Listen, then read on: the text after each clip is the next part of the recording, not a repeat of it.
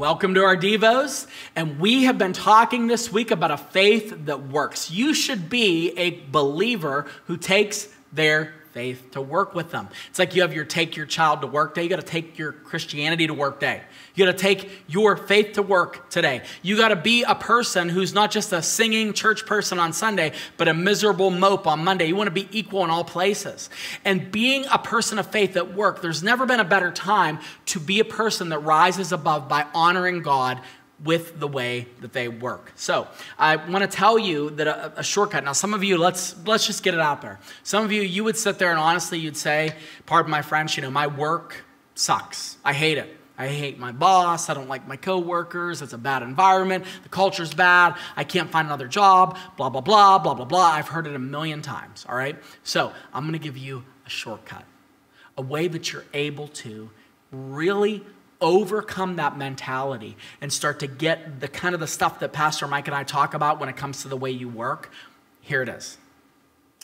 It's not for your manager, but for your master. It's not for your manager, but your master. Don't work for your manager. Don't work for your employees. Don't work for your promotion. Don't work for the accolades. Instead, do it for your Lord, the Master, because scripturally speaking, when we're working, we're doing it for him. The Apostle Paul has this discussion in 1 Corinthians about how we ought to do things in faith. And he specifically here is talking about liberty and how we have certain liberties to do whatever we want, that it might be kind of something that somebody else might say, oh, you shouldn't do that. He talks about liberty. And I've preached about this before when I talk about the message of liberty. But he makes this statement, and this rings true for everything that we do. Ready? He says, whether you eat or drink or whatever you do, do it all to the glory of God. He said, whether you eat meat that's sacrificed to idols or not, whether you are, engaging in this behavior or not, whatever you do, you got to realize that you're doing it for the Lord. It's not just for you. It's not for your joy. It's not for, the pleasure of those around you, but it is to please God. You can do a lot worse in a bad work environment by saying, okay, look, this is really tough for me right now and I'm really struggling, but I'm doing the right thing because God wants me to. I'm honoring him because this is what he's called me to.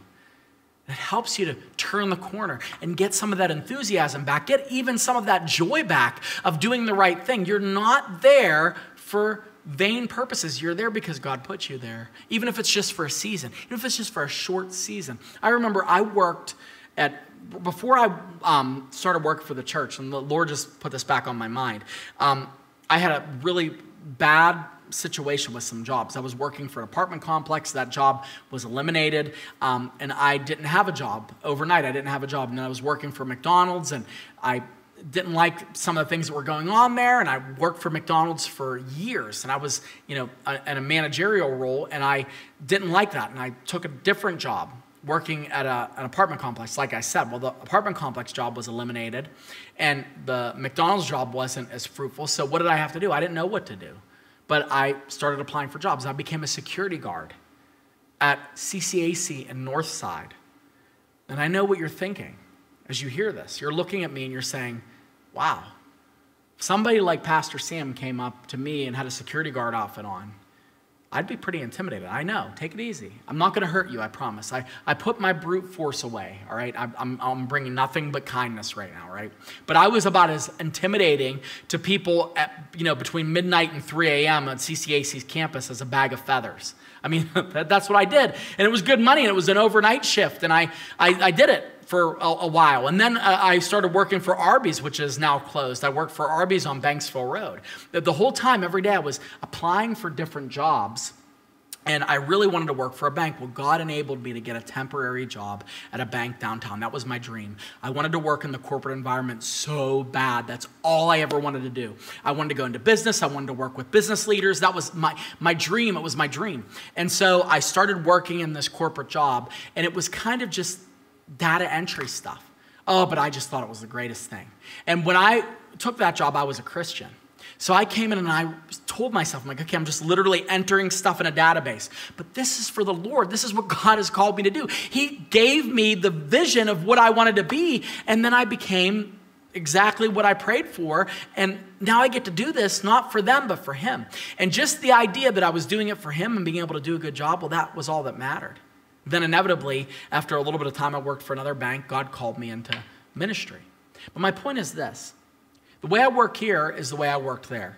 The way I work for Dale Carnegie on the side, or doing real estate on the side, or doing other side things, writing, is the way I work here. I'm not saying I'm perfect, but what I'm saying is it's all for the Lord. It's all for the Lord. It really is. It's all His. Everything that I do is for Him. He gave me the ability to do it. He gave me the desire to do it. He gave me the opportunity to do it. So therefore, I do it for Him. So what about you? Do you treat your job like it's just some burden? Or do you realize that the Lord has put you there for this season? And the good that you do there isn't just for the people that might not appreciate it. They're for the Lord who's given you everything. And He's given you the ability to do exactly what He's called you to do in this particular season.